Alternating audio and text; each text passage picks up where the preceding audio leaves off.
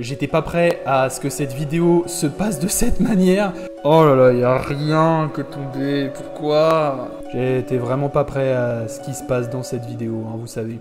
Et salut les Yugistes, et bienvenue dans cette toute première vidéo sur Edo Pro, le projet Ignis. Je vous en parle tout de suite après, c'est parti.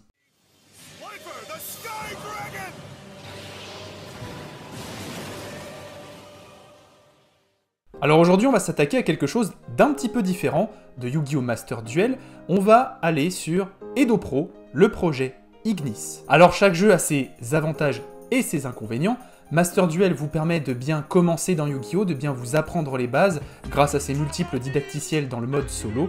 Alors que Edo Pro, lui, va plutôt vous permettre de crafter n'importe quel deck avec n'importe quelle carte, même celles qui ne sont pas encore sorties chez nous, mais ça je vous expliquerai un peu plus tard. Du coup, Edo Pro, qu'est-ce que c'est en deux mots? Eh bien, c'est un jeu créé par des fans et par des judges qui ont décidé d'implanter toutes les cartes Yu-Gi-Oh! Qui existent à l'intérieur, mais surtout du coup des cartes qui ne sont pas encore chez nous et qui vont avoir la mention OCG, c'est-à-dire Original Card Game, les cartes qui n'existent qu'au Japon. Du coup, le réel avantage d'Edo Pro comparé à Master Duel, c'est que vous pouvez faire autant de decks que vous voulez, pas de limite, pas besoin de gemmes pour acheter vos cartes ou les crafter, et donc forcément ça va beaucoup plus vite. Il y a un mode en ligne aussi, mais tout ça, je vous expliquerai un peu plus en détail comment bien utiliser Edo Pro dans une autre vidéo. Sans plus attendre, du coup, on va passer au deck, histoire de vous dévoiler ce que vous allez regarder aujourd'hui. Eh bien, aujourd'hui, je vous présente le deck Majou, c'est mon deck préféré parce que je trouve que c'est un des decks les plus polyvalents du jeu. Il y a plein de mécaniques différentes possibles à rentrer dedans. Il y a plein de trucs sympas comme gagner beaucoup de points de vie, burner beaucoup de points de vie, OTK, bref, il y a beaucoup de conditions de victoire différentes. Et moi, c'est ça qui m'intéresse beaucoup dans Majou. Alors, je vais vous faire une présentation assez rapide du deck. Déjà, c'est assez rare pour le souligner, c'est un deck à 60 cartes en main deck. Donc évidemment, on va jouer 3 graines Majou, c'est notre première condition de victoire. Un gros OTK avec Majou. On va bannir le maximum de nos cartes possibles, il va gagner 400 points d'attaque pour chacune d'elles. Et c'est bien seulement nos cartes à nous. Des fois, j'ai des adversaires en vrai qui me disaient « Ah mais c'est pas mes cartes à moi non plus ?» Non, c'est pas aussi les cartes à l'adversaire, ce serait trop fort. Ensuite, on va jouer, moi, ma petite carte préférée que j'ai repérée et connue grâce à une vidéo de Zulu. On va jouer Tempête Inferno. Donc ça, c'est une des conditions de victoire principales du deck avec l'OTK de Majou. Ça, c'est pour faire meuler tout le deck à son adversaire. Alors, c'est pour ça que je jouais Pendulier de combat. C'est un peu tricky, mais je l'ai placé déjà plein de fois. En fait, vous allez, imaginons que c'est votre tour, avoir Tempête Inferno dans la main. Vous allez avoir un Pendulier de combat et vous allez avoir une interruption du sommeil de Kaiju. Eh bien, vous allez faire interruption du sommeil de Kaiju. Ça va péter tout le board adverse. Nous, ça va nous mettre un Kaiju, lui aussi en face. Donc, on s'en fout. On va mettre chez lui un Roi du Tonnerre ou un Jizukiru ou un Dogoran, mais aucun autre, c'est très important, parce qu'il faut qu'on prenne 3000 points de dommage au plus avec l'effet de Tempête Inferno, et nous on s'en met un autre, peu importe, on va norme le Pendulier de combat, et là l'adversaire se dit mais qu'est-ce qu'il fout? On va battle, et après du coup, au moment de la damage step, on va activer l'effet de Tempête Inferno, et ça va bannir tous les monstres du cimetière et du deck. Je sais pas si vous vous rendez compte de la dinguerie. Du coup, le mec se retrouve généralement avec un deck avec 20 cartes monstres, 10 magies 10 pièges, c'est une moyenne à peu près, hein. Et à ce moment-là, du coup, nous on va bannir nos visages nécro, effet des visages nécro dès qu'ils sont bannis, ban 5, ban 5, ban 5, donc on banne 20 monstres, 15 cartes, le mec en pioche 5 en départ, il a 40 cartes dans un deck, il doit piocher, il perd à la meule. Et enfin, la troisième win condition du deck, et c'est pour ça que je le trouve drôle, c'est qu'il y a une win condition monstre, magie et piège, c'est la dynamite des dés tout simplement parce que si l'adversaire a des cartes de banni, on va lui infliger 300 points de dommage par carte bannie, donc on va l'OTK, ou juste lui faire très mal, et derrière l'OTK avec un Majou un peu fort, ou un gros monstre avec lequel on va taper. Donc sur ce, je vais vous proposer d'aller tout de suite affronter en ligne des gens. Nous déjà, notre main de départ, elle est vraiment pas dégueulasse. Et on va commencer du coup par un petit shifter. Et donc comme je vous l'expliquais, vous voyez, il a activé une carte, il allait peut-être partir en combo, le fait d'avoir shifter et que tout soit banni, c'est terminé. Donc là on a une très très bonne main, nous, on va commencer par activer un petit pot des désirs pour essayer de piocher 2 cartes. Donc là, encore mieux, vraiment c'est un très très bon départ.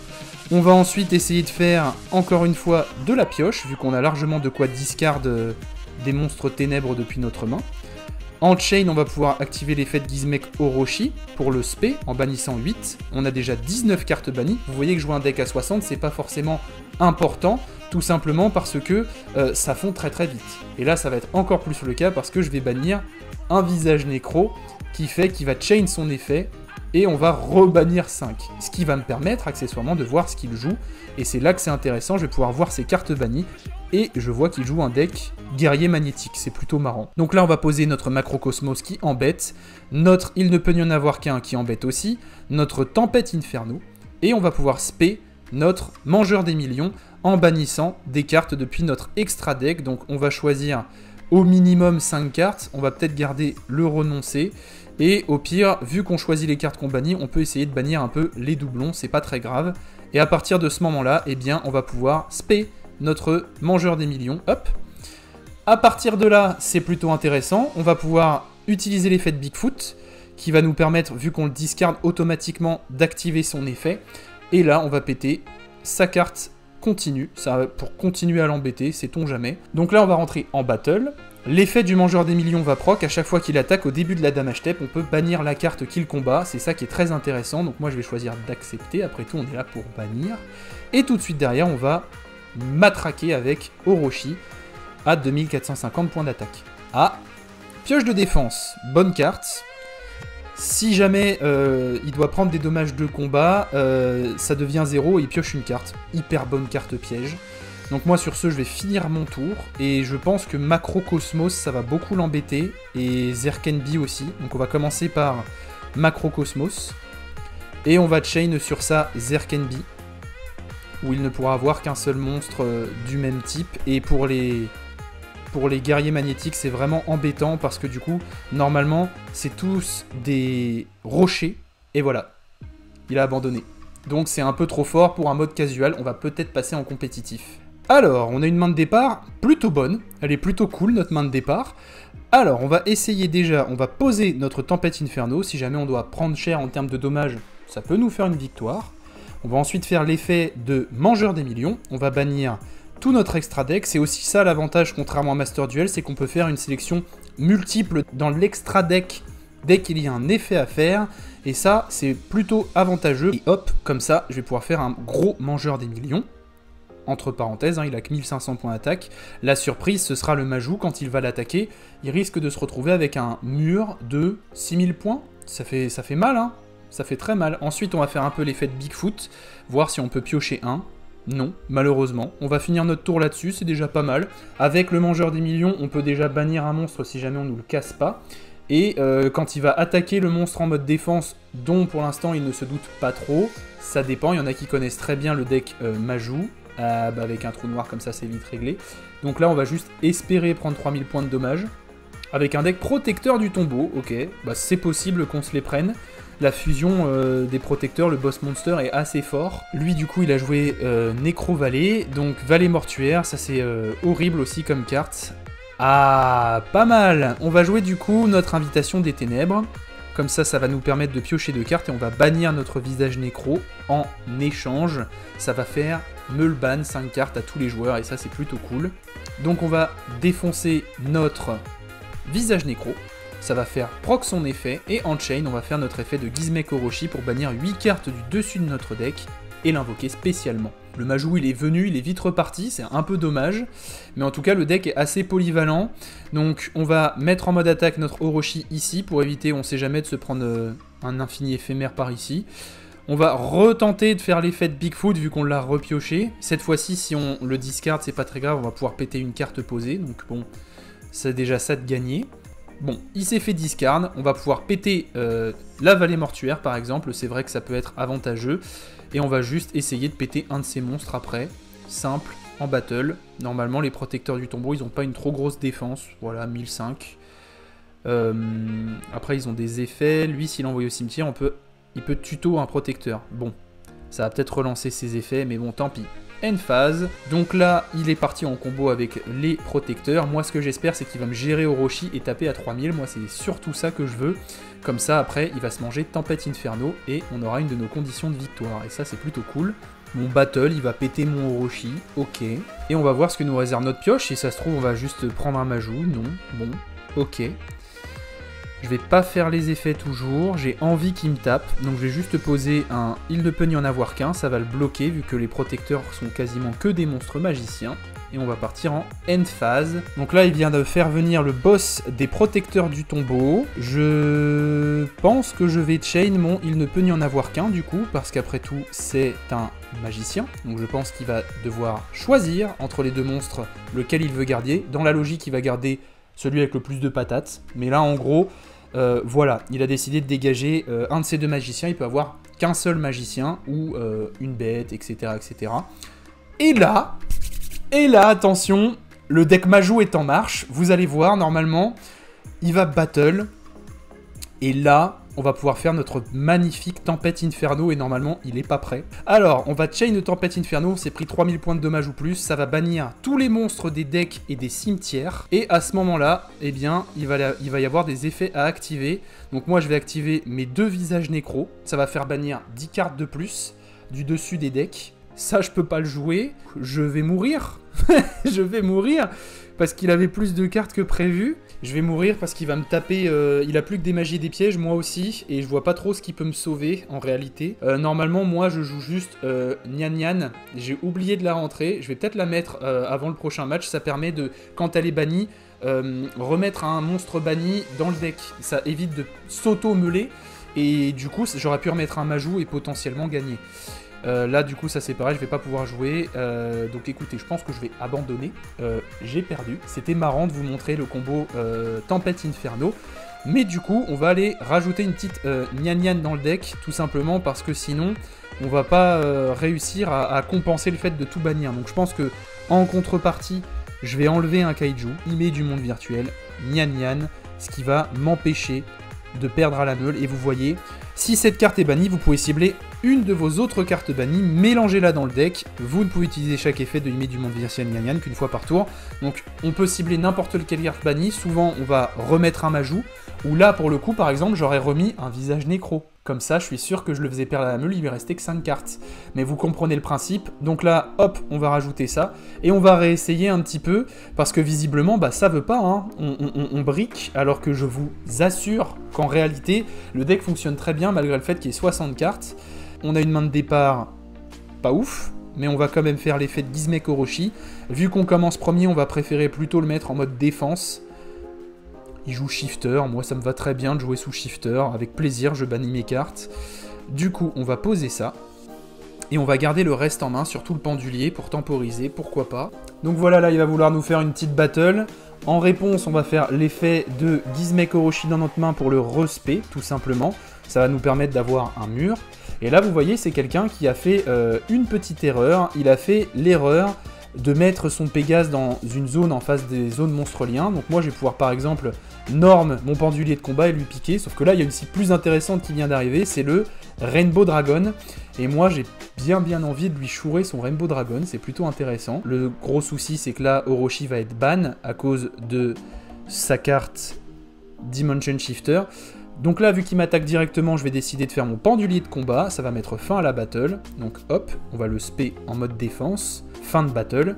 S'il me le gère pas, je vais pouvoir faire un renoncer anima et lui piquer son dragon, bête cristalline, arc-en-ciel. Et ça va être plutôt marrant, j'avoue. Alors, on vient de piocher Tempête Inferno. Justement, ça nous arrange. Alors là, en fait, on pourrait Kaiju son Bagooska. Après, je crois que ça va pas rebasculer son dragon en mode attaque, donc malheureusement, on pourrait pas faire l'effet de Tempête Inferno et gagner comme ça. Je pense que le play le plus marrant à faire, c'est de faire un renoncer anima. Activer l'effet de renoncer anima pour lui piquer sa carte. Il sera pas affecté par l'effet de Bagooska qui oblige les cartes à être en mode défense vu que c'est une carte lien. Du coup, on va rentrer en battle et lui péter son Bagooska. À partir de ce moment-là, on va poser notre Tempête Inferno. On va tenter de faire après tout notre danger oiseau du tonnerre. Si jamais il est discard, cool. Bah, on va pouvoir péter sa carte juste ici, au cas où. Et à partir de là, eh bah, écoutez, je pense qu'on est vraiment plutôt pas mal. Donc une autre des win conditions un peu marrantes et très optionnelles du deck, c'est de Kaiju un des monstres de l'adversaire, piquer le Kaiju avec le renoncer anima, et du coup après de taper assez fort. Là je vais piquer pareil un de ces gros monstres, mais beaucoup de personnes oublient l'existence de cette carte à partir du moment où il y a des niveaux 1 dans un deck. Faut faire vachement gaffe. Moi je sais que Bon, on joue pas beaucoup avec l'extra deck dans ce deck-là, mais dans Fu Vagabond Brise, c'est que des bêtes ailées niveau 1. Je joue ça, c'est trop drôle de jouer ça. J'ai encore un tout petit peu de marge pour prendre 3000 points de dommage d'un coup, mais... Ah bah non, si je les prends, je suis mort. Donc déjà, vous voyez, Tempête Inferno, elle est nerf, elle est plus utile. Bon, là, on va pas attendre qu'il nous fasse l'effet du Dragon de la Tornade, on va directement lui faire perdre les points de vie. De toute façon, ça annule pas l'effet. Si jamais, au pire, il va nous péter notre Tempête Inferno, elle nous est plus utile, donc c'est pas très grave. Valet Mortuaire, ok, ça joue des cartes anti-méta, bien, bravo, bien joué. En fonction de notre pioche, soit on gagne, soit on perd. C'est ça le côté un peu casino du deck Majou, moi j'aime bien. Si on pioche Majou, là par exemple, concrètement, on a gagné. On a gagné parce qu'on risque de le taper un peu trop fort. Donc allons-y. Eh bah écoutez, Lame des cartes. Lame des cartes, on va piocher 2, on va espérer qu'il y ait un Majou et un Ténèbres. C'est pas mal. C'est pas mal, ça va nous permettre de survivre, sauf que... Me dites pas que j'ai banni tous mes kaiju et que je peux pas faire... Oh la vie pourrie, oh la vie pourrie, j'ai banni. Non, c'est trop bizarre. Ah, je peux pas spé. Bon. On a une bonne main de départ en plus, elle est plutôt cool. Il nous laisse commencer. Alors écoutez, on va tenter de faire un petit Invitation des Ténèbres. On va discard notre Mangeur des Millions. On va retenter notre Invitation des Ténèbres, après tout, pourquoi pas, on a un Dimension Shifter à faire passer. Donc là, c'est ce qu'on va faire, parce qu'il nous est plus utile maintenant qu'on a une carte dans le cimetière, il peut plus activer son effet, il faut qu'on ait aucune carte dans le cimetière pour faire en sorte d'activer son effet. Maintenant, c'est une main remplie de dangers, ça peut faire des trucs comme ça peut rien faire du tout, ça dépend de notre chance. Alors ce que je vous propose, c'est qu'on tente un petit peu les effets, on va essayer Bigfoot. Donc Bigfoot passe, c'est cool, on va pouvoir le spé et draw 1. Ok, on va set notre limiteur d'invoque, parce que ça nous intéresse. On va essayer de faire passer au Gopogo. On a une chance incroyable, on va pouvoir spé au Gopogo, et du coup piocher encore une carte. Et là, ça commence à être pas mal. Alors on va pouvoir partir en combo OTK. On va essayer de faire le Dragublion avec ces deux-là. Le Dragublion, du coup, on va activer son effet. Donc on va choisir celui-là. On va lui attacher comme matériel un autre dragon numéro. Et après, on va plus tard activer son effet en détachant la matériel jusqu'à la fin du tour de l'adversaire. Cette carte gagne une attaque égale à la somme des rangs de tous les monstres Xyz actuellement sur le terrain x 1000. Donc elle va avoir normalement 8-9 000 de patates. C'est déjà pas mal du tout. On va espérer pas se le faire péter par contre, mais normalement ça devrait aller. Donc on va passer en end phase. Normalement avec le limiteur d'invoque, là on est vraiment pas mal. Donc là on est parti sur le combo Xyz OTK du deck avec ça. Qui est sphère de rat. Mais pourquoi je me prends une sphère de rat? Oh là là, mais Majou sort pas, le deck brique alors qu'en vrai il brique jamais et je me prends une sphère de rat. Oh l'enfer. Alors écoutez, on va essayer de le laisser faire ses plays pour l'instant. Bon, alors à la end phase, je vais quand même faire revenir mon Gizmek Orochi. Parce que ça, c'est quand même gratos, on va pas se mentir. Hop, on va garder notre visage nécro en main au cas où, pour remettre toutes nos cartes bannies. Bon, pour l'instant, ça nous sert pas à grand chose. En tout cas... Oh, la sphère, elle est niveau 8. La sphère, elle est niveau 8, donc on va pouvoir utiliser ça pour faire le vampire zombie. On va activer l'effet du vampire zombie en remettant Orochi dans notre cimetière pour pouvoir le respect un peu plus tard. C'est ça qui est intéressant. Bah justement, tenez, hop, on va le refaire maintenant. Pourquoi pas. Hop là. Et la sphère était pas niveau 8. Je me demande pourquoi j'ai pu faire la Xyz. C'est peut-être un bug du jeu. Donc là, on va invoquer... Oh! Regardez ce qu'on peut lui piquer. Alors... Vampire zombie, je vous expliquais tout à l'heure, on meule des cartes et du coup on peut respect sur notre board un des monstres meulés comme ça. Oh, je vais piquer un obélisque. Allez, on va faire un... Oh là là, le retournement de game incroyable. On va norme visage nécro, ça va tout remélanger, ça va faire une énorme patate et on va l'OTK je pense. On va l'OTK, ça va être incroyable. Du coup 3800, battle phase, et on va l'achever avec sa propre carte et ça va être incroyable. Attaque de visage nécro. Ça s'est passé très très vite, mais en gros j'ai fait une X68 avec le vampire zombie. En détachant un matériel, du coup ça permet de faire meuler 4 cartes du dessus du deck de chaque joueur, et en fait après on peut respect depuis l'un des cimetières un des monstres dans le cimetière après qui a touché le cimetière par cet effet. Donc moi je lui ai récupéré un obélisque le tourmenteur, j'ai norme mon visage nécro, j'avais plus de 20 cartes bannies, et du coup ça fait un gros visage nécro à 3008, et normalement là ça va partir en OTK. Donc il mange 3008 avec le visage nécro. Ah, j'avais oublié qu'il avait Guardian Slime dans la main. L'effet rapide de Guardian Slime il est plutôt chiant, parce que du coup ça fait terminer la battle phase. Je me suis enflammé trop vite, vous voyez, du coup end phase, et malheureusement Obélisque le Tourmenteur, vu qu'il a été spé, il va obligatoirement dégager du board, c'est l'effet des monstres divins. Bon, écoutez, tant pis. Lui il va avoir un bon board, il va pouvoir faire un dieu égyptien slime, c'est marrant, c'est les cartes que je joue du coup dans le deck Slifer, sur la vidéo Master Duel que j'ai fait d'ailleurs, si ça vous intéresse, il y a des trucs comme ça dedans, n'hésitez pas à les checker. Du coup là il risque de nous sortir un dieu égyptien slime, ça va être plutôt embêtant. Voilà, c'était sûr, un dieu égyptien slime. S'il a un dragon lait de rat dans la main, il va pouvoir l'invoquer avec ça. Nous, en réponse, on va en tout cas faire notre limiteur d'invoque, ça va peut-être l'empêcher de faire trop de trucs. Après, normalement, il ne motéka pas du tout, c'est ça l'avantage. Et la faiblesse des dieux égyptiens, c'est que tant qu'il n'y a pas le terrain, les chaînes d'entrave des dieux sur le board est actif, ils sont destructibles par effet, etc. Donc c'est pas non plus impassable. Mais ça va, je vais prendre un bon paquet de dommages quand même, je pense. En tout cas, il joue un deck qui a l'air plutôt drôle. Là, il y a un Jinzo. Oh, ça doit être un deck du égyptien, Monster Reborn. Il va faire venir Obélisque. Ouais. Mais du coup, il est lock, c'est sa deuxième invoque, donc il n'y en aura pas d'autres. Je vais quand même prendre assez cher. Hein. Un Obélisque le Tourmenteur à 4000, ça pique. Ah, il va faire son effet. Il va faire son effet où il va tout péter. Moi, j'ai toujours Gizmek Orochi qui revient encore et encore. C'est ça l'avantage. Hop. Donc on va le ressortir, et c'est surtout que je vais pouvoir faire son deuxième effet pendant mon tour. C'est un effet une fois par tour. Alors déjà, on va cycler un peu. Hop. On va se permettre cette petite folie. Tac, là j'aurais typiquement mon combo Tempête Inferno, mais malheureusement elle est pas là. Là du coup je vais activer l'effet de Gizmek Orochi, je peux bannir 3 cartes depuis mon extra deck et péter une sur le board, un monstre. Donc là je vais péter son slime après tout. Je vais norme mon visage nécro pour essayer de le taper un peu fort, pourquoi pas. Après ce que j'aurais pu faire du coup, et j'aurais gagné, c'est très très bête de ma part, c'est que j'aurais pu kaiju son monstre et j'aurais pu le piquer avec le renoncé anima fait avec le pendulé de combat, et là j'aurais win. Après, normalement, là, les dommages suffisent, on va voir. Si ça passe. Si ça passe. Bon, je me suis un peu... Voilà, j'ai gagné. Waouh. Une des autres win conditions du deck, ça peut être un OTK avec le visage nécro, parce que quand on a Orochi qui revient, qui fait ban 8, ban 8, ban 8, ban 8, au bout d'un moment, notre visage nécro, quand on le norme, ça fait beaucoup de cartes à renvoyer dans le deck, donc il devient assez costaud.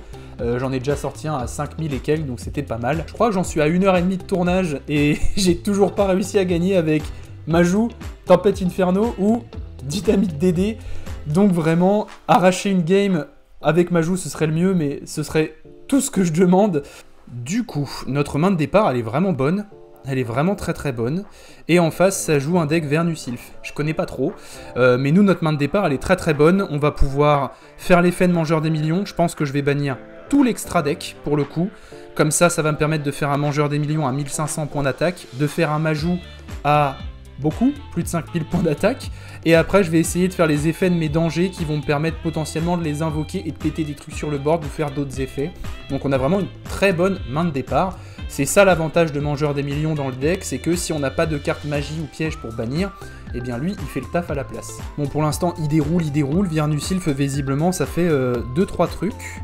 Galant Granit, ok. Ajouter un monstre rocher. Ah, la statue barrière, il va m'empêcher de spell le saligo. Ah, je peux rien faire. Bon, j'ai perdu un. Bon, et bah du coup, voilà, c'est la fin de cette vidéo. Malheureusement, eh bien, le deck Majou, il est pas bien sorti du tout. En tout cas, vous avez vu un peu comment ça marchait Edo Pro. Dans une autre vidéo, je vais vous expliquer comment bien l'utiliser et comment ça marche. En tout cas, si cette vidéo vous a plu, et si ça vous a plu surtout de me voir me faire littéralement bolosser, eh bien n'hésitez pas à vous abonner à cette chaîne, à activer la cloche des notifications, à partager cette vidéo. Je ferai d'autres vidéos sur Edo Pro où j'essaierai de modifier un peu le deck pour qu'il soit beaucoup plus jouable et beaucoup plus simple. En tout cas, n'hésitez pas à lâcher aussi un petit like. Et surtout, suivez-moi sur mes réseaux sociaux dans la description, Facebook, Twitter, Instagram. Et sur ce, eh bien, je vous dis à bientôt dans une prochaine vidéo. C'était Slifer.